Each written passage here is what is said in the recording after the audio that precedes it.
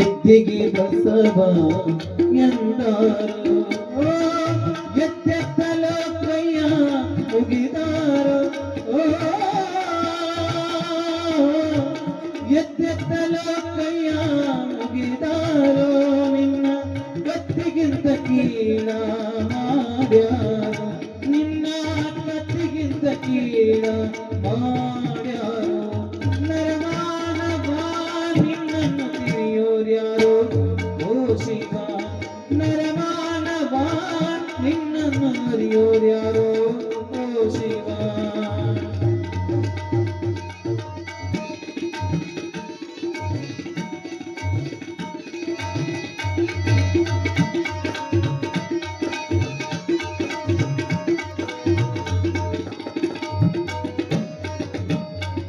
ನಾಯಿಗೆ ನಾರಾಯಣ ಎಂದಾರು ಹಂದಿಗೆ ವರಹ ಒದಿಸ್ಯಾರು ನಾಯಿಗೆ ನಾರಾಯಣ ಎಂದಾರು ಹಂದಿಗೆ ವರಹ ವಂದಿಸ್ಯಾರು ಕಾಜಿಗೆ ತಿಥಿಯ ನೀಡ್ಯಾರು ಕಾಜಿಗೆ ತಿಥಿಯ ನೀಡ್ಯಾರು ನಿನ್ನ ತಿಥಿಯ ಮಾಡಿ ಮೋದ ಮಾಡ್ಯಾರೋ ನಿನ್ನ ತಿಥಿಯ ಮಾಡಿ ಮೋದ ಮಾಡ್ಯಾರೋ ಓ ಮಾನವ ನಿನ್ನನ್ನು ತಿಳಿಯೋರ್ಯಾರೋ ಓ ಶಿವ ನರಮಾನವ ನಿನ್ನನ್ನು ತಿಳಿಯೋರ್ಯಾರೋ ಓ ಶಿವ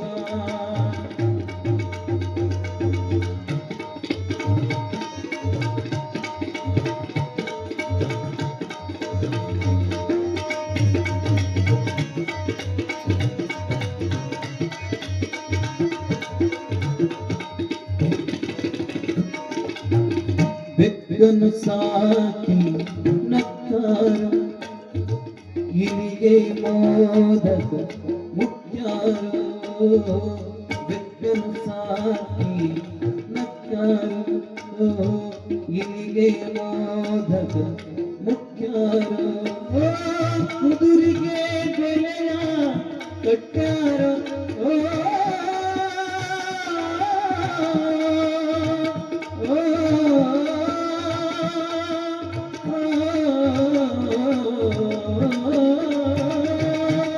ಕುದುರಿಗೆ ಬೆಲೆಯ ಕುದುರಿಗೆ ಬೆಲೆಯ ಕುದುರಿಗೆ ಬೆಲೆಯ ಕಟ್ಟಾರೋ ಅತನಿಶ ನಿನ್ನ ಎತ್ತ ಮುಕ್ತ್ಯಾರೋ ಅತನಿಶ ನಿನ್ನ ಎತ್ತ ಮುಕ್ತ್ಯಾರೋ ಮಾನವ ನಿನಗಲ್ಲಿದೆ ಗೌರವ ನರಮಾನವ ನಿನ್ನನ್ನು ತಿಳಿಯೋರ್ಯಾರೋ ಓ ಶಿವ ಓ ಮಾನವ ನಿನ್ನಲ್ಲಿದೆ ಗೌರವ ನರಮಾನವ ನಿನ್ನನ್ನು ತಿಳಿಯೋರ್ಯಾರೋ ಓ ಶಿವ ಮಾನವ ನರಮಾನವ ಓ ಮಾನವ ನರಮಾನವ ಮಾನವ ನರಮಾನವ ನರಮಾನವ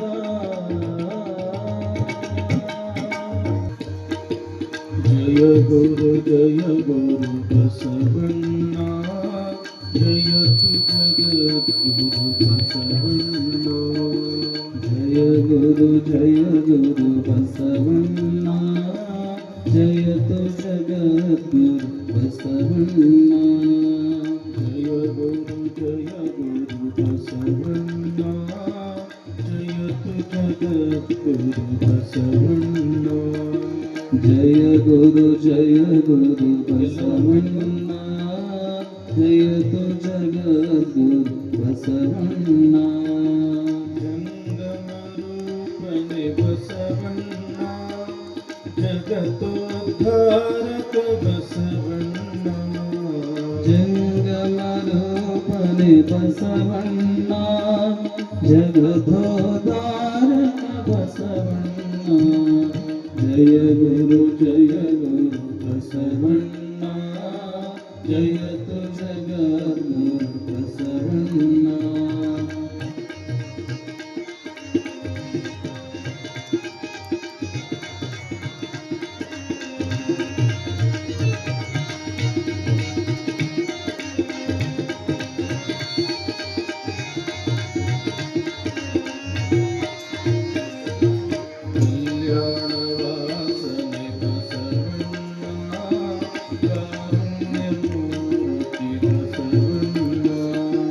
ಕಲ್ಯಾಣ ವಾಸನ ಬಸವಣ್ಣ ಕಾರುಣ್ಯಮೂರ್ತಿ ಬಸವಣ್ಣ ಕಾಯಕ ಯೋಗಿಯೇ ಬಸವಣ್ಣ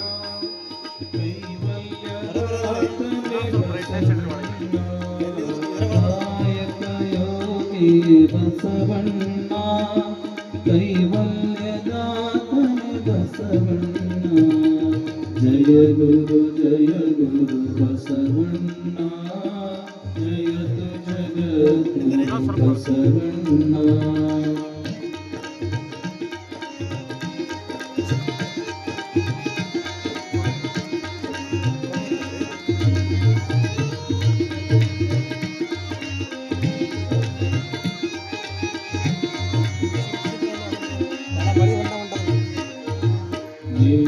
ನಿರ್ಗುಣರೂಪನೆ ಬಸವಣ್ಣ ನಿಷ್ಕಲಲಿಂಗವೇ ಬಸವಣ್ಣ ನಿರ್ಗುಣರೂಪನೆ ಬಸವಣ್ಣ ನಿಷ್ಕಲಲಿಂಗವೇ ಬಸವಣ್ಣ ಅಕಾರ ಉಕಾರ ಮಕಾರ ಮೂಲದ ಓಂಕಾರ ನೀನೇ ಬಸವಣ್ಣ ಅಕಾರ ಮಕಾರ ಮೂಲದ ಓಂಕಾರ ನೀನೇ ಬಸವಣ್ಣ ಜಯ ಗುರು ಬಸವಣ್ಣ ಜಯತು ಜಗದ್ಗುರು ಬಸವಣ್ಣ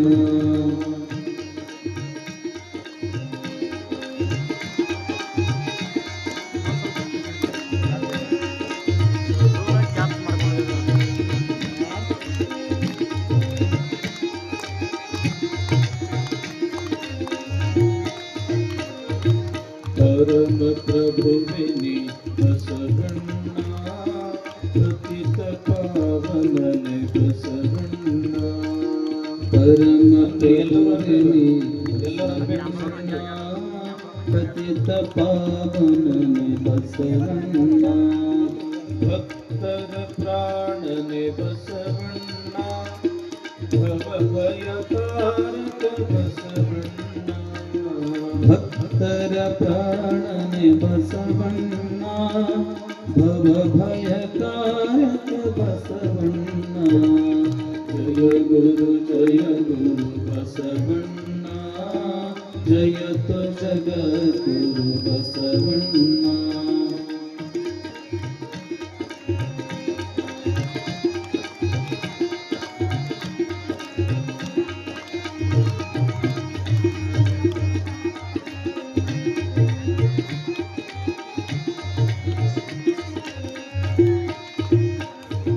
ಶಂಕರ ನೀನೆ ಬಸವಣ್ಣ ಶಂಕರ ನೀನೆ ಬಸವಣ್ಣ ಕಿಂಕರ ನೀನೆ ಬಸವಣ್ಣ ಶಂಕರ ನೀನೆ ಬಸವಣ್ಣ ಮಂಕುಮನವರ ಮದವನ್ನು ಹರಿಸಿದ ಮಹಾದೇವ ನೀನೆ ಬಸವಣ್ಣ ಮಂಕುಮಾನವರ ಮದವನ್ನು ಹರಿಸಿದ ಮಹಾದೇವ ನೀನೇ ಬಸವಣ್ಣ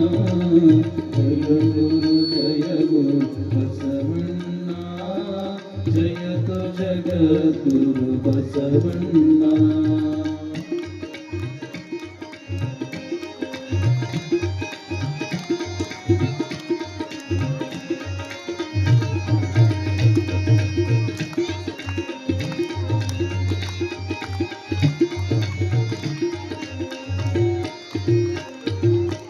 ಅಣುವಿನೊಳಗೆ ನೀ ಅಣುವಣ್ಣ ಮಹದೊಳಗೆ ನೀ ಮಹವಣ್ಣ ಅಣುವಿನೊಳಗೆ ನೀ ಅಣುವಣ್ಣ ಮಹದೊಳಗೆ ಮಹನ್ನ ಶರಣರ ಹೃದಯ ನಿವಾಸನೆ ಅಣ್ಣ ಬೇಗನೆ ಬಾರೈ ಬಸವಣ್ಣ ಶರಣರ ಹೃದಯ ನಿವಾಸನೆ ಅಣ್ಣ ಬೇಗನೆ ಬಾರೈ ಬಸವಣ್ಣ ಸಾಂಬ ಸದಾ ಶಿವ ಸಾಂಬ ಶಿವ ಸಾಂಬ ಸದಾ ಶಿವ ಸಾಂಬ ಶಿವ ಸಾಂಬ ಸದಾ ಶಿವ ಸಾಂಬ ಶಿವ ಸಾಂಬ ಸದಾ ಶಿವ ಸಾಂಬ ಶಿವ ಶಿವನೇ ಬಸವ ಬಸವ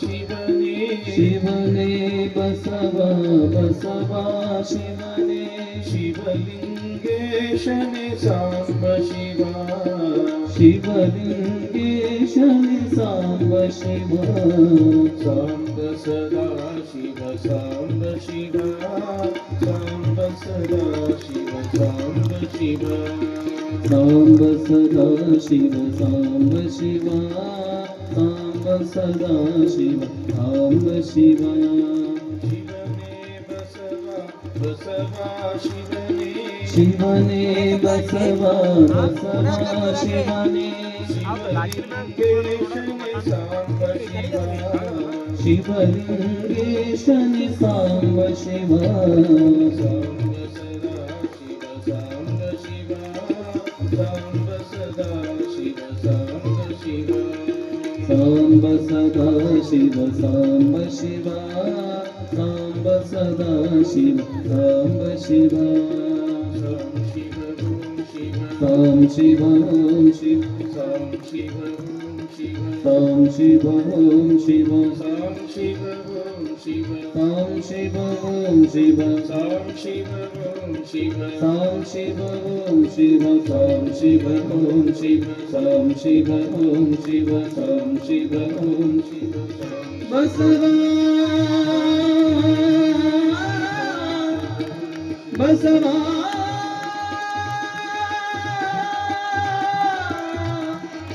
ಬಸವ ಬಸವೇಶ ಬಸವರಾಜ ಬಸವಣ್ಣ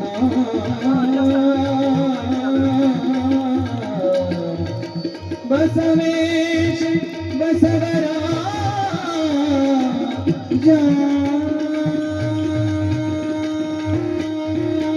ಪ್ರಥಮದಲ್ಲಿ ಮಹಾಮಾನವತಾವಾದಿ ವಿಶ್ವಗುರು ವಿಶ್ವವಂದ್ಯ ಅಣ್ಣ ಬಸವಣ್ಣನವರನ್ನ ಮತ್ತು ಎಲ್ಲ ಪ್ರಮುಖರನ್ನು ಸ್ಮರಣೆ ಮಾಡಿ.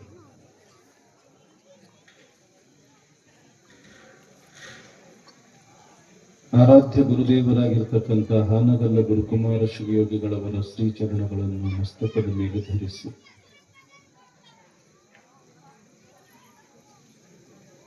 ಶಿವ ಮೆಚ್ಚುವಂತೆ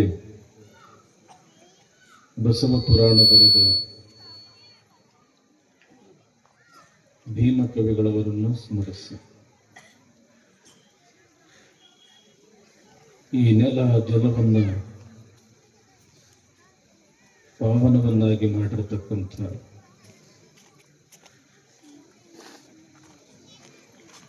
ಶಿವಲಿಂಗೇಶ್ವರರನ್ನು ಶರಣ ಶಿವಲಿಂಗೇಶ್ವರರನ್ನು ಗುರುಶಾಂತೇಶ್ವರರನ್ನು ಕೂಡ ಸ್ಮರಣೆ ಮಾಡಿ.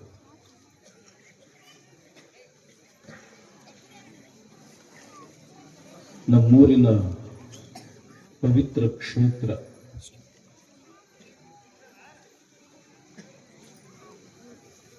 ಈ ಖಂಡೇಶ್ವರ ದೇವಸ್ಥಾನ ಅತ್ಯಂತ ಜಾಗೃತ ಸ್ಥಾನ. ಬೇಡಿದವರ ಇಷ್ಟಾರ್ಥಗಳನ್ನು ಪೂರೈಸತಕ್ಕಂಥ ಒಂದು ಪುಣ್ಯಕ್ಷೇತ್ರ.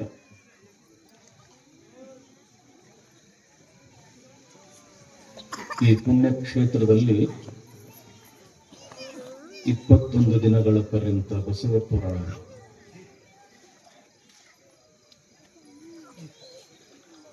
ಗೌರವಾಧ್ಯಕ್ಷರಾಗಿರ್ತಕ್ಕಂತಹ ಶ್ರೀಮನ್ ನಿರಂಜನ ಪ್ರಣವ ಸ್ವರೂಪ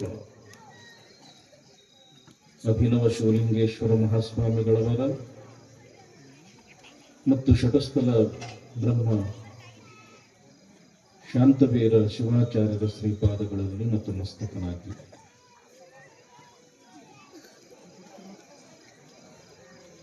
ನಮ್ಮೊಂದಿಗೆ ಸಂಗೀತ ಸೇವೆಯನ್ನ ಮಾಡ್ತಾ ಇರತಕ್ಕಂಥ ನಾಡಿನ ಖ್ಯಾತ ಕಲಾವಿದರಾದ ಶರಣಬಸವ ಹಿರೇಮಠದ ವಾಯುಗಳವರೇ, ನಮ್ಮವರೇ ಆಗಿರ್ತಕ್ಕಂಥ ಎಲ್ಲಪ್ಪ ಅವರೇ,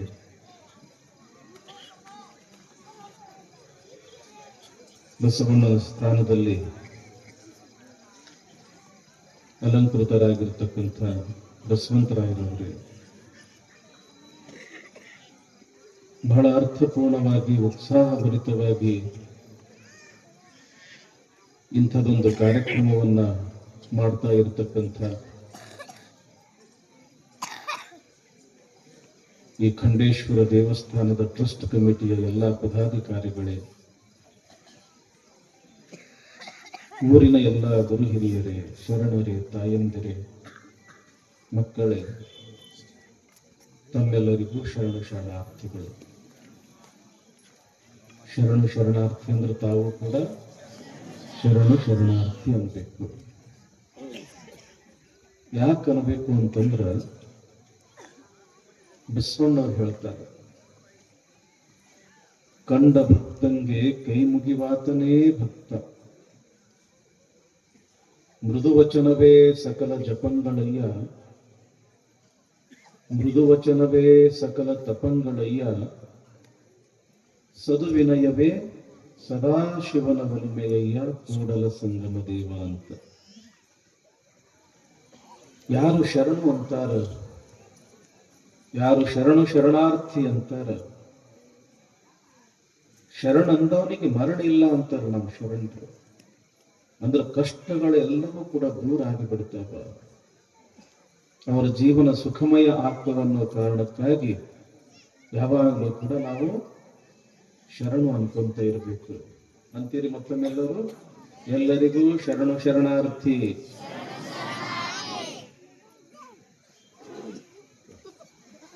ನಮ್ಮ ಮಕ್ಕಳು ಸ್ವಲ್ಪ ಸಮಾಧಾನ ಕೂತ್ಕೊಳ್ಳಿ.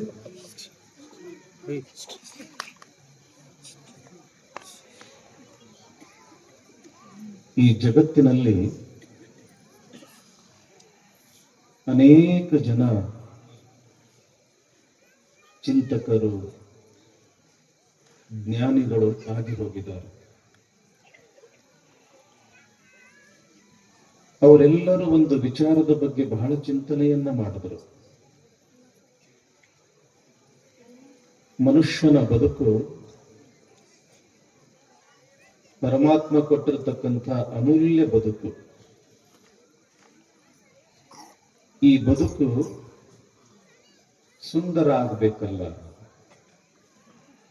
ಈ ಬದುಕು ದಿವ್ಯವಾಗಬೇಕು, ಈ ಬದುಕು ಭವ್ಯವಾಗಬೇಕಾಗಿತ್ತು ಅಂತಂದ್ರ ಹೆಂಗ ಅದನ್ನ ಸುಂದರಗೊಳಿಸ್ಲಿಕ್ಕೆ ಸಾಧ್ಯ ಅದ ಅಂತ ಚಿಂತನೆಯನ್ನ ಮಾಡಿದ್ರು.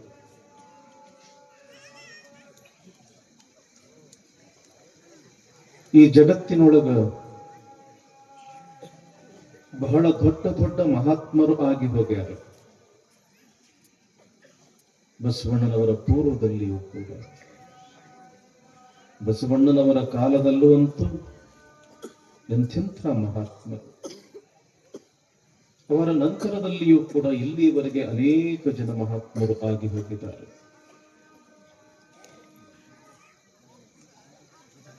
ಆದರೆ ಹುಟ್ಟುತ್ತಲೇ ಎಲ್ಲರೂ ಮಹಾತ್ಮರು ಅಂತ ಯಾರೂ ಕೂಡ ಹಣೆಯ ಮೇಲೆ ಲೇಬಲ್ ಅನ್ನು ಹಚ್ಚಿಕೊಂಡು ಬಂದಿರುವುದಿಲ್ಲ. ಮತ್ತು ಹುಟ್ಟುತ್ತಲೇ ಯಾರೂ ಕೂಡ ಶ್ರೇಷ್ಠರೂ ಆಗೋದಿಲ್ಲ. ಈ ಪ್ರಕೃತಿ ಎಲ್ಲರಿಗೂ ಸರಿಸಮಾನವಾಗಿರತಕ್ಕಂಥ ಅವಕಾಶವನ್ನು ಕೊಟ್ಟದು. ಬಸವಣ್ಣವರು ನಮ್ಮ ಹಾಗೆ ಹುಟ್ಟಿದವರು, ಚನ್ನಬಸವಣ್ಣವರು ನಮ್ಮ ಹಾಗೆ ಹುಟ್ಟಿದವರು, ಗೌತಮ ಬುದ್ಧನೂ ಕೂಡ ನಮ್ಮ ಹಾಗೆ ಹುಟ್ಟಿದವರು. ವಿವೇಕಾನಂದರು, ಪರಮಹಂಸರು, ಹಾನಗಲ್ಲ ಕುಮಾರ ಶಿವಯೋಗಿಗಳು, ಅಬ್ದುಲ್ ಕಲಾಂ ರವರಂಥವರು ಕೂಡ ನಾವು ನೀವು ಹೇಗೆ ಹುಟ್ಟಿದ್ದೀವಿ ಅವರು ಕೂಡ ಹಾಗೆ ಹುಟ್ಟಿದವರು. ಇವರು ದೊಡ್ಡವರು ಅಂತ ಯಾರು ಕೂಡ ಲೇಬಲ್ ಅನ್ನು ಹಚ್ಚಿಕೊಂಡು ಹುಟ್ಟಿದವರಲ್ಲ. ಹಾಗಾದ್ರೆ ದೊಡ್ಡವರು ಹೆಂಗಾಗ್ತಾರ ಮನುಷ್ಯರು? ಅವರಂಗ ನಮಗೂ ಕೂಡ ಆಗಾಕ ಬರ್ತದೇನೋ ಅನ್ನೋ ಒಂದು ವಿಚಾರ, ಚಿಂತನೆ ನಾವೆಲ್ಲರೂ ಕೂಡಿ ಮಾಡಬೇಕಾಗಿದೆ. ಒಂದು ಬಿಸ್ಲೇರಿ ಬಾಟ್ಲಿ ಅದ ಅಂತ ಇಟ್ಕೊಳ್ರಿ, ಹಾದಿಯೊಳಗ ಬಿದ್ದಿರ್ತದ, ಏನು ಅದರ ಬೆಲೆ? ವೇಸ್ಟ್ ಅನಿಸ್ತದ. ಯಾವನೋ ಒಬ್ಬ ಮೂಡ್ಕಾದವ ಬರ್ತಾನ, ಅದನ್ನ ತೆಗೆದುಕೊಳ್ತಾನ, ಚಪ್ಪಟೆ ಮಾಡ್ತಾನ, 20 ಪೈಸಕ್ಕೋ 4 ಒಂದು ರಂಗ ಅದನ್ನ ಮಾಡುತ್ತಾನ. ಅದೇ ಬಾಟ್ಲಿಯೊಳಗ ನೀವು ನೀರು ಹಾಕಿ ಮಾರಿ, ಆ ಬಾಟ್ಲಿ ಬೆಲೆ 20 ರೂಪಾಯಿ ಆಗ್ತದ. ಹಾಲು ಹಾಕಿ ಮಾರಿದ್ರ 50-60 ರೂಪಾಯಿ ಆಗ್ತದ. ಇನ್ನು ಒಳ್ಳೆ ಆಕಳು ತುಪ್ಪ ಹಾಕಿ ಮಾರಿದ್ರ ಆ ಬಾಟ್ಲಿಯ ಬೆಲೆ 500-600 ಆಗ್ತದ. ಹಾಗಾದ್ರಲ್ಲಿ ಕಿಮ್ಮತ್ತು ಯಾತಕ್ಕದ? ಆ ಒಂದು ಬಿಸ್ಲೇರಿ ಬಾಟ್ಲಿಗದವೋ ಅಥವಾ ಅದರೊಳಗ ಇರ್ತಕ್ಕಂಥ ಒಂದು ಪದಾರ್ಥಕ್ಕದು? ಸ್ವಲ್ಪ ವಿಚಾರ ಮಾಡ್ರಿ.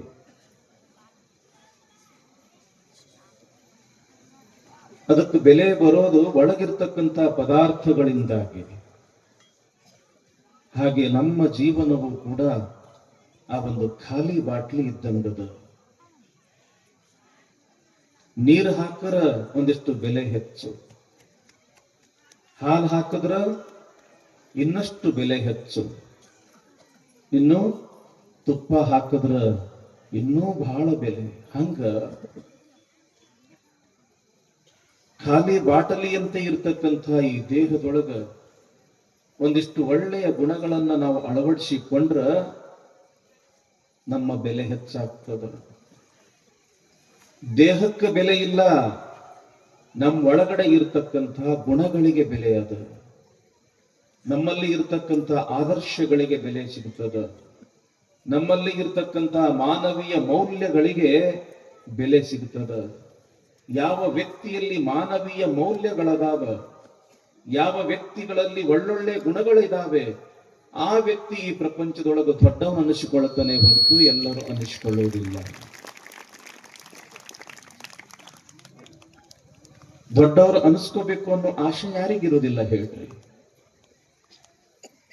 ನಮ್ಮ ಮನೆಯೊಳಗೆ ನಾವು ದೊಡ್ಡವರು ಅನಿಸ್ಕೋಬೇಕು ಅನ್ನೋ ಆಶೆ ಸಹಜವಾಗಿಯೇ ಇರ್ತದ.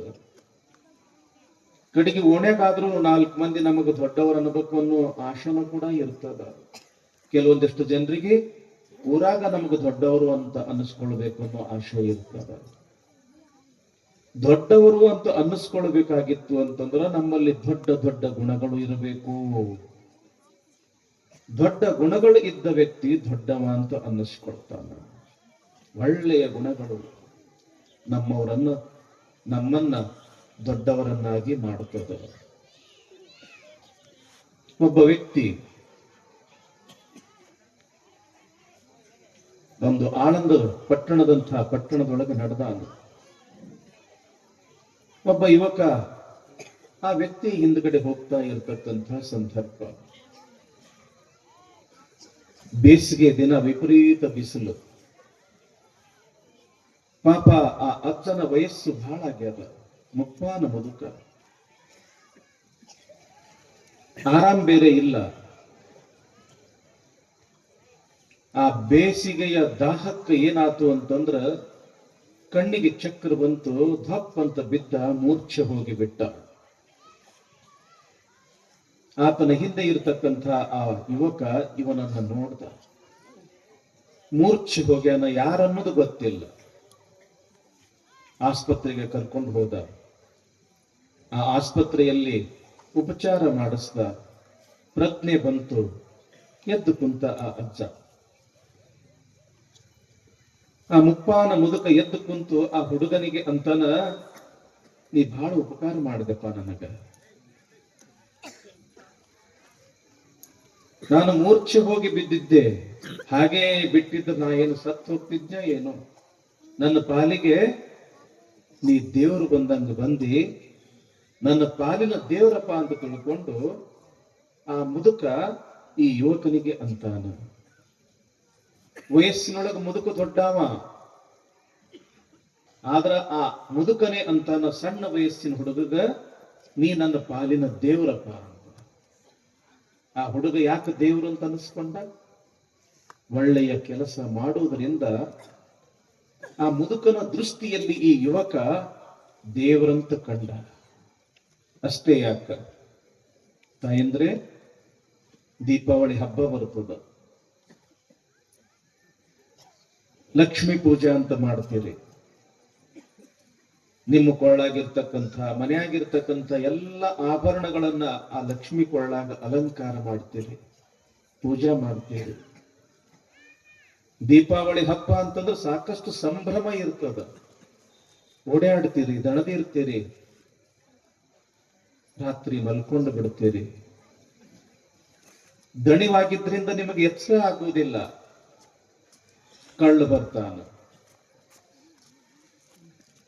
ಆ ಲಕ್ಷ್ಮಿ ಕೊಳ್ಳಲ್ಲಿ ಹಾಕಿರ್ತಕ್ಕಂಥ ಎಲ್ಲಾ ಬಂಗಾರದ ಆಭರಣಗಳನ್ನ ಇನ್ನೇನು ಬಿಚ್ಕೋಬೇಕು ಅಂತ ಬಿಚ್ಕೊಳ್ತಿರ್ತಾನ. ಮನೆಯಾಗಿರ್ತಕ್ಕಂಥ ನಾಯಿ ಬೊಗಳು ಬಿಡ್ತದ. ನಿಮಗೆ ಎಚ್ಚರ ಆಗ್ತದ, ಕಳ್ಳ ಓಡಿ ಹೋಗ್ತಾನ. ಮಾರನೇ ದಿವಸ ಮನೆಗೆ ಬಂದವರಿಗೆಲ್ಲ ಹೇಳ್ತೀರಿ, ನಮ್ಮ ಪಾಲಿಗೆ ಆ ನಾಯಿ ದೇವರಾಯ್ತು. ಸರಿಯಾದ ಸಮಯಕ್ಕೆ ಅದು ಬೊಗಳಿತು, ಕಳ್ಳ ಓಡಿ ಹೋದ, ಬಂಗಾರ ಎಲ್ಲ ಉಳಿತು. ನಮ್ಮ ಪಾಲಿಗೆ ಆ ನಾಯಿ ದೇವರಾತು, ದೇವರಾತು ಅಂತ ಅಂತಿರೇನಿಲ್ಲ. ಒಂದು ಒಳ್ಳೆಯ ಕೆಲಸ ಮಾಡಿ ಒಂದು ನಾಯಿ ಒಂದು ದೇವರ ಸ್ಥಾನಕ್ಕೆ ಹೋಗ್ತದ ಅಂದ ಬಳಕ ಮನುಷ್ಯರಾಗಿರ್ತಕ್ಕಂಥ ನಾವು ಒಳ್ಳೆಯ ಕಾರ್ಯಗಳನ್ನ ಮಾಡಿ ಯಾಕೆ ದೇವತ್ವವನ್ನು ನಾವು ಪಡ್ಕೋಬಾರದು? ದೈವತ್ವ ಬರೋದು ಒಳ್ಳೆಯ ಗುಣಗಳಿಂದ. ದೊಡ್ಡತನ ಬರೋದು, ದೊಡ್ಡಸ್ತಿಕೆ ಬರೋದು ದೊಡ್ಡತನದ ಗುಣಗಳಿಂದ. ನೋಡಿ, ಆ ನಾಯಿಯಲ್ಲಿಯೂ ಕೂಡ ಒಂದು ಪ್ರಜ್ಞೆ ಅದ. ಈ ಮನೆಯ ಅನ್ನ ನಾನು ತಿಂತೀನಿ. ಕಳ್ಳ ಬಂದಾನ, ಕದ್ಕೊಂಡು ಹೋಗ್ತಾನ, ನನ್ನ ಮಾಲಕನಿಗೆ, ಯಜಮಾನನಿಗೆ ಅನ್ಯಾಯ ಆಗ್ತದ ಅಂತ ತನ್ನ ಜೀವದ ಹಂಗು ತೊರೆದು ಕಳ್ಳನಿಗೆ ಅದು ಹೋರಾಟಕ್ಕೆ ಹೋಗ್ತದ ಕಳ್ಳನ ಜೊತೆಗೆ. ಪ್ರಾಣಿಗಳಲ್ಲಿಯೂ ಕೂಡ ಎಂಥ ಒಂದು ಪ್ರಜ್ಞೆ ಅದ ಅಲ್ಲ. ನೋಡ್ರಿ, ಇವತ್ತೊಂದು ಸಿಂಡಿಕೇಟ್ ಬ್ಯಾಂಕ್ ಅಂತ ಅದ. ಅದ್ರ ಸಿಂಬಲ್ ಏನ್ರಿಪ್ಪ? ನಾಯಿ. ಎಲ್ಲಿಯಾದ್ರೂ ಕೂಡ ಮನುಷ್ಯನ ಸಿಂಬಲ್ ಇದ್ದಿದ್ ನೋಡ್ರಿ ಏನ್ರಿ? ಪ್ರಾಣಿಗಳು ಬಹಳ ನಂಬಿಗಸ್ತ, ಹೌದೇನಿಲ್ರಿ? ಪ್ರಾಣಿಗಳು ಬಹಳ ನಂಬಿಗಸ್ತ. ಎಲ್ಲಿಯೂ ಕೂಡ ಮನುಷ್ಯನ ಸಿಂಬಲ್ ಹಾಕಿಲ್ಲ, ಪ್ರಾಣಿಗಳ ಸಿಂಬಲ್ ಹಾಕಿದಾರ. ಹುಲಿ ಹಾಕಿದಾರ, ಸಿಂಹ ಹಾಕಿದಾರ, ನಾಯಿ ಹಾಕಿದಾರ, ಹೌದಲ್ಲ? ಮನುಷ್ಯನ ಸಿಂಬಲ್ ಎಲ್ಲಿರ್ತಾವ ಹೇಳು? ಪುರುಷರಿಗಾಗಿ, ಈ ಕಡೆ ಸ್ತ್ರೀಯರಿಗಾಗಿ ಅಂತ ತಿಳ್ಕೊಂಡು ಹಾಕಿರ್ತಾರೆ. ಅಲ್ಲಿಗೆ ಬಂದದ ಮನುಷ್ಯನ ಪರಿಸ್ಥಿತಿ. ಯಾಕೆ ಈ ಮಾತು ಹೇಳ್ತೀನಿ ಅಂತಂದ್ರೆ, ದೊಡ್ಡ ಗುಣಗಳನ್ನ ಬೆಳೆಸಿಕೊಳ್ಳೋಣದ್ರಿಂದ ವ್ಯಕ್ತಿ ದೊಡ್ಡವನಾಗ್ತಾನೆ. ಅಂಥ ದೊಡ್ಡ ಗುಣಗಳನ್ನ ಬೆಳೆಸ್ಕೊಳ್ಳಕ್ಕ ನಮಗೊಂದು ಬೇಕಲ್ಲ, ಒಂದು ಸ್ಥಾನ ಬೇಕಲ್ಲ, ಒಂದು ಉಪಾಧಿ ಬೇಕಲ್ಲ.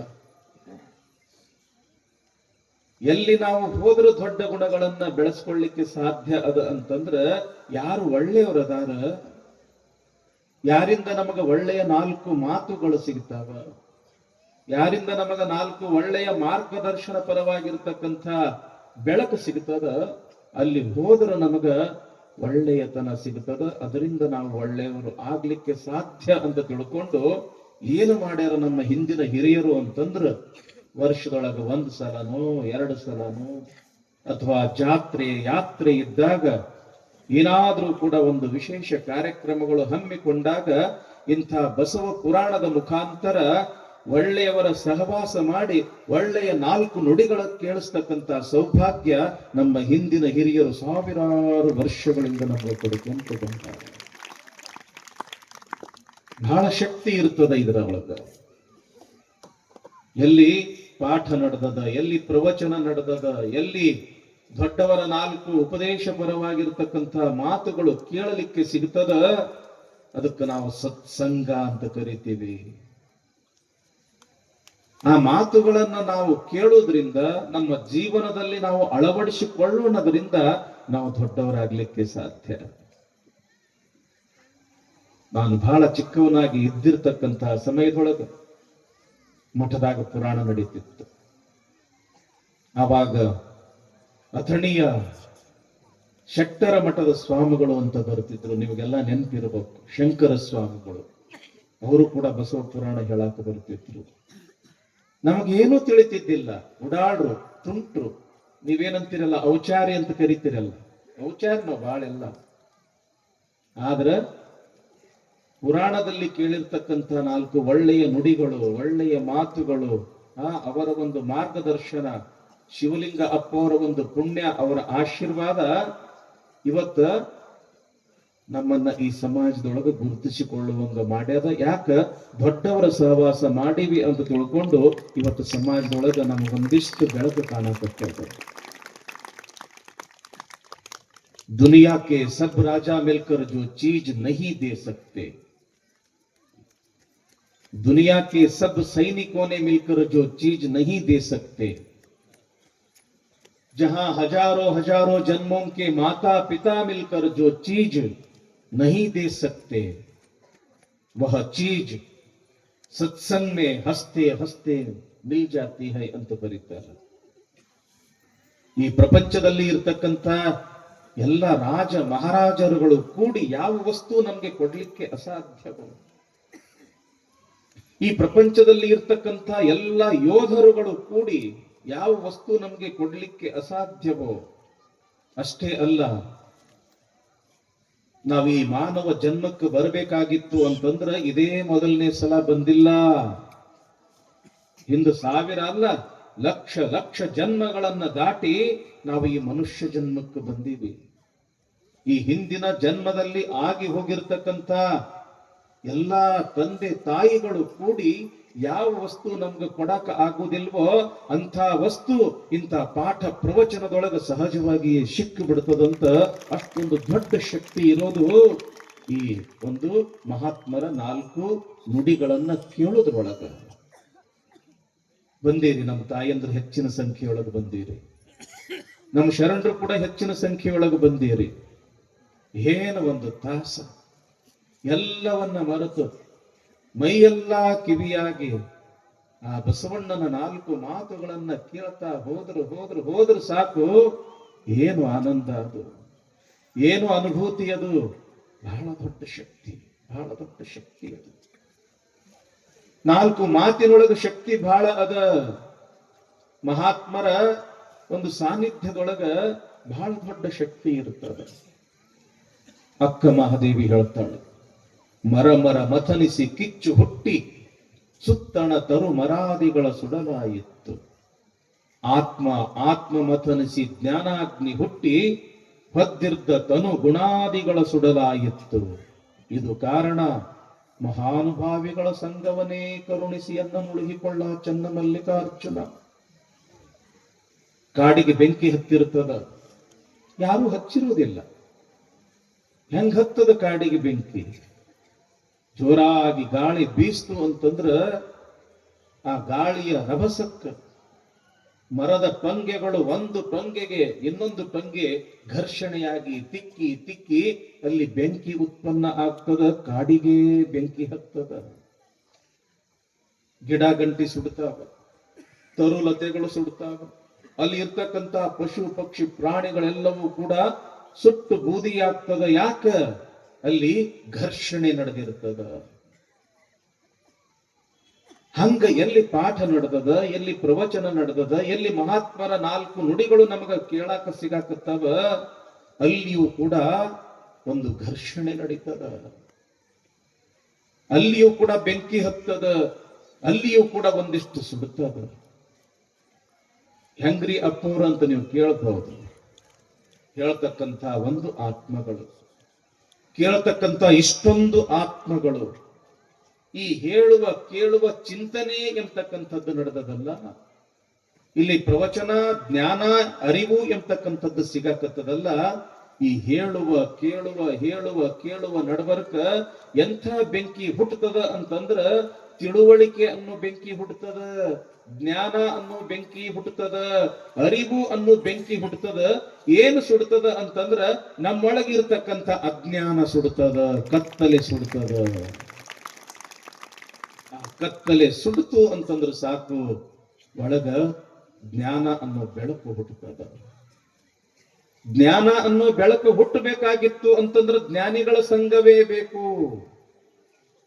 ಅರಿವು ಎಂಬತಕ್ಕಂಥ ಬೆಳಕು ಹುಟ್ಟಬೇಕಾಗಿತ್ತು ಅಂತಂದ್ರ ಅನುಭಾವಿಗಳ ಸಂಘವೇ ಬೇಕು. ಅದಕ್ಕಂತಳ ಮಹಾನುಭಾವಿಗಳ ಸಂಘವನ್ನೇ ಕರುಣಿಸು ಎನ್ನ ನುಳಿಹಿಕೊಳ್ಳ ಚನ್ನಮಲ್ಲಿಕಾರ್ಜುನ. ದೊಡ್ಡವರ ಸಂಘ ಮಾಡಿ ದೊಡ್ಡವರಾಗಕ್ಕೆ ಬರ್ತದ ಅಂತಾಳ ಅಕ್ಕ ಮಹಾದೇವಿ. ನೀವು ಕೇಳಿರ್ಬಹುದು,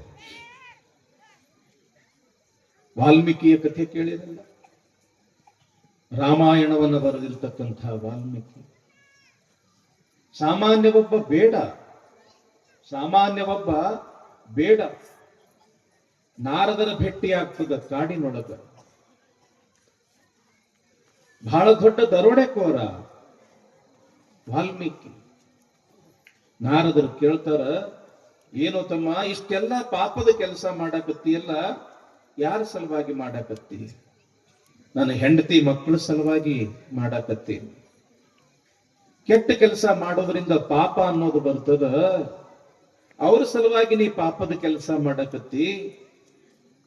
ನೀನು ಮಾಡಿರ್ತಕ್ಕಂಥ ಪಾಪದೊಳಗ ನಿನ್ನ ಹೆಂಡತಿ ಮಕ್ಕಳು ಭಾಗಿಯಾಗ್ತಾರೆ ಅನ್ನೋ ಕೇಳು ಅಂತ ತಿಳ್ಕೊಂಡು ನಾರದರು ಹೇಳಿದ್ರು. ಆಯ್ತು, ಹೋಗಿ ಕೇಳು ಬರ್ತೀನಿ ಅಂತ ಬಂದ. ಹೆಂಡತಿಗೆ ಕೇಳ್ತಾನ, ನಿನ್ನ ಸಲುವಾಗಿ ಇಷ್ಟೆಲ್ಲ ನಾ ಪಾಪದ ಕೆಲಸ ಮಾಡಾಕತ್ತೀನಿ, ಈ ಪಾಪದೊಳಗೆ ನೀ ಭಾಗಿಯಾಗ್ತೀಯನು? ಆವಾಗ ಹೆಂಡತಿ ಅಂತಳ, ನಿಮ್ಮ ಪಾಪದೊಳಗ ಭಾಗಿಯಾಗಿ ನಾ ಯಾಕೆ ಪಾಪಿಯಾಗ್ಲಿ? ಪುಣ್ಯದೊಳಗ ಮಾತ್ರ ಭಾಗಿಯಾಗ್ತೀನಿ ಹೊರತು ಪಾಪದೊಳಗ ನಾ ಭಾಗಿಯಾಗೋದಿಲ್ಲ. ಆವಾಗ ಇವನಿಗೆ ಜ್ಞಾನೋದಯ ಆಯ್ತು.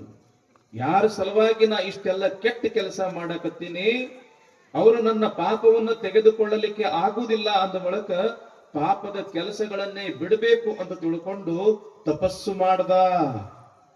ರಾಮ ರಾಮ ಅನ್ನಕ್ ಬರ್ತಿದ್ದಿಲ್ಲ, ಮರ ಮರ ಮರ ಅಂದ. ಮರ ಮರ ಅನ್ಕೊಂತಾನೆ ರಾಮ ರಾಮ ಅನ್ಕೊಂತ ಏನ ಆತು ಅಂತಂದ್ರ ಸಾಕ್ಷಾತ್ಕಾರ ಆತು. ಸಾಮಾನ್ಯ ಒಬ್ಬ ಬೇಡ, ರಾಮನ ಕಥೆಯನ್ನ ಬರೀತಕ್ಕಂಥ, ರಾಮಾಯಣವನ್ನ ಬರೆದಿರ್ತಕ್ಕಂಥ ಒಬ್ಬ ದೊಡ್ಡ ಮಹರ್ಷಿಯಾದ. ಕಾರಣ ಒಳ್ಳೆಯವರ ಸಂಘ, ಒಳ್ಳೆಯವರ ಮಾರ್ಗದರ್ಶನ, ಒಳ್ಳೆಯ 4 ನುಡಿಗಳು. ಅಂಗುಲಿ ಮಾಲನ ಹೆಸರು ಕೇಳಿರಲ್ಲ? ದೊಡ್ಡ ದರೋಡೆಕೋರ. ಯಾವಾಗ ಗೌತಮ ಬುದ್ಧ ಎದುರುಗಡೆ ಬಂದ, ಆತನನ್ನ ಕೊಲ್ಲಲಿಕ್ಕೆ ಹೋದ. ಆತನ ಹೆಸರೇ ಅಂಗುಲಿ ಮಾಲ. ದರೋಡೆ ಮಾಡ್ತಿದ್ದ, ಬಂದವರನ್ನ ಕೊಲ್ಲುತ್ತಿದ್ದ, ಅವರ ಹೆಬ್ಬೆರಳನ್ನ ಕತ್ತರಿಸಿ ಮಾಲೆಯ ರೂಪದೊಳಗೆ ಕೊಳ್ಳಾಗ ಹಾಕೊಳ್ತಿದ್ದ. ಅದಕ್ಕೆ ಅವನಿಗೆ ಅಂಗುಲಿ ಮಾಲ. ಗೌತಮ ಬುದ್ಧ ಅಲ್ಲೇ ಇರ್ತಕ್ಕಂಥ ಒಂದು ಗಿಡದ ಎಲೆಯನ್ನ ಹಿಂಗ ಅವನ ಕಡೆಯಿಂದ ಹಿಂಗ ಕೀಳಾಕಿ ಹಚ್ಚದ. ಕಿತ್ತಿರ್ತಕ್ಕಂಥ ಎಲೆಯನ್ನ ಮತ್ತ ಆ ಗಿಡಕ್ಕೆ ನೀನು ಅಂಟಿಸಪ್ಪ ಅಂತ ತಿಳ್ಕೊಂಡು ಗೌತಮ ಬುದ್ಧ ಹೇಳ್ದ. ಇವ ಪ್ರಯತ್ನ ಮಾಡ್ದ, ಆದ್ರ ಆ ಎಲೆ ಮತ್ತೆ ಅಂಟಿಸ್ಲಿಕ್ಕೆ ಆಗ್ಲಿಲ್ಲ. ಗೌತಮ ಬುದ್ಧ ಹೇಳ್ತಾನ, ಏನಪ್ಪ, ಒಂದು ಸಾಮಾನ್ಯ ಗಿಡದ ಎಲೆಯನ್ನ ಮತ್ತೆ ನಿನಗ ಜೋಡಿಸ್ಲಿಕ್ಕೆ ಆಗುವುದಿಲ್ಲ ಅಂದ ಬಳಕ ಇಷ್ಟೊಂದು ಜನರ ಪ್ರಾಣವನ್ನ ನೀನು ತೆಗೆದುಕೊಂಡಿಯಲ್ಲ, ಪ್ರಾಣವನ್ನ ಮರಳಿ ಕೊಡ್ತಕ್ಕಂಥ ಯೋಗ್ಯತೆ ನಿನ್ನಲ್ಲಿ ಇಲ್ಲ ಅಂದ ಬಳಕ ಅವರನ್ನ ನೀನು ಯಾಕೆ ಕೊಂದಿಯಪ್ಪ ಅಂತ ತಿಳ್ಕೊಂಡು ಗೌತಮ ಬುದ್ಧ ಹೇಳಿದಾಗ ಆ ಒಬ್ಬ ಕೊಲೆಗಡಕನ ಮನಸ್ಸು ಪರಿವರ್ತನೆ ಆತು. ಅಂಗುಲಿ ಮಾಲಾನು ಕೂಡ ಒಬ್ಬ ಶ್ರೇಷ್ಠ ಸಂತ ಆದ ಅಂತ ತಿಳ್ಕೊಂಡು ಇತಿಹಾಸ ಹೇಳುತ್ತದೆ. ಯಾಕೆ ಈ ಮಾತುಗಳನ್ನು ನಾವು ಹೇಳೋದು ಅಂತಂದ್ರ ಪಾಠ, ಪ್ರವಚನ, ಕೀರ್ತನ, ಪುರಾಣ, ಮಹಾತ್ಮರ 4 ಒಳ್ಳೆಯ ನುಡಿಗಳನ್ನ ಯಾಕೆ ಕೇಳಬೇಕು ಅಂತಂದ್ರ ನಮ್ಮ ಜೀವನದ ದಿಕ್ಕನ್ನ ಬದಲಿಸ್ತದ. ಕತ್ತಲೆಯಲ್ಲಿ ಇರ್ತಕ್ಕಂಥ ನಮ್ಮ ಬದುಕನ್ನ ಬೆಳಕಿಗೆ ಕರೆದುಕೊಂಡು ಬರತಕ್ಕಂಥ ಈ ಶಕ್ತಿ ಮಹಾತ್ಮರ ಹತ್ರ ಇರ್ತದ ಅನ್ನೋ ಕಾರಣಕ್ಕಾಗಿ ಸಾರ ಸಜ್ಜನರ ಸಂಘ ಲೇಸ ಕಂಡಯ್ಯ, ದೂರ ದುರ್ಜನರ ಸಂಘ ಅದು ಭಂಗವಯ್ಯ. ಸಂಘದಲ್ಲಿ ಎರಡುಂಟು, ಒಂದು ಬಿಟ್ಟು ಒಂದು ಹಿಡಿ, ಮಂಗಲ ಮೂರ್ತಿ ನಮ್ಮ ಕೂಡಲ ಸಂಗಮ ದೇವನ ಅಂತ ಬಸವಣ್ಣವರು ಹೇಳ್ತಾರೆ. ಅದಕ್ಕ ನಮ್ಮ ಗ್ರಾಮ, ನಮ್ಮ ಹಿಪ್ಪರಿಗೆಯ ಗ್ರಾಮ ಯಾವಾಗಲೂ ಕೂಡ ಮಹಾತ್ಮರ ಸಂಘದಲ್ಲೇ ಬಂದಿರತಕ್ಕಂಥ ಗ್ರಾಮ. ಯಾವಾಗಲೂ ಮಠದೊಳಗ ಅಜ್ಜಾರಿರಬೇಕು, ಭಕ್ತರಲ್ಲಿ ದರ್ಶನಕ್ಕೆ ಹೋಗ್ಬೇಕು, ಅಜ್ಜವರು ಅವರಿಗೆ ಆಶೀರ್ವಾದ ಮಾಡಬೇಕು, 4 ಒಳ್ಳೆಯ ಮಾತುಗಳನ್ನ ಹೇಳಬೇಕು. ಯಾವಾಗ ಇಂಥ ಗುಡಿ ಗುಂಡಾರ ಮಠ ಮಂದಿರ ಒಂದು ಶುಭ ಕಾರ್ಯಗಳಿರ್ತಾವ, ಅಂಥ ಸಂದರ್ಭದಲ್ಲಿ 4 ಒಳ್ಳೆಯ ನುಡಿಗಳನ್ನ ದೊಡ್ಡ ದೊಡ್ಡ ವ್ಯಕ್ತಿಗಳಿಂದ ಕೇಳಿಸ್ತಕ್ಕಂಥ ಒಂದು ಏನು ದೊಡ್ಡ ಕೆಲಸ ನಮ್ಮ ಮಾದನ ಹಿಪ್ಪರಗಿ ಗ್ರಾಮದೊಳಗ ನಡೆದದ. ಹೀಗಾಗಿಯೇ ಇದು ಮಾದನ ಹಿಪ್ಪರಗಿ, ಮಹಾದನ ಹಿಪ್ಪರಗಿ, ಮಹಾತ್ಮರ ಹಿಪ್ಪರಗಿ ಅಂತ ಹೆಸರು ಪಡ್ಕೊಂಡದ ಜಗತ್ತಿನೊಳಗ. ಹೀಗಾಗಿ ಇಲ್ಲಿ ಬಸವ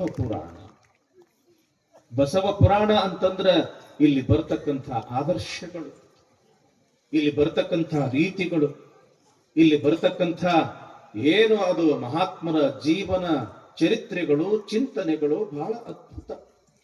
ಹೀಗಾಗಿ ಬಿಡೋದು ಬಿಟ್ಟು 1 ಗಂಟೆ ಅನುಕೂಲ ಮಾಡಿಕೊಂಡು ಸೊಮ್ಮ ಮೈಯೆಲ್ಲ ಕಿವಿಯಾಗಿ ಬಸವಣ್ಣನ ಪ್ರವಚನ ಕೇಳಿದ್ರೆ ಸಾಕು, ಜೀವನ ಧನ್ಯ ಎಂಬತಕ್ಕಂಥ ಮಾತನ್ನ ಇಲ್ಲಿ ಪೀಠಿಕೆಯಲ್ಲಿ ತಿಳಿತಾ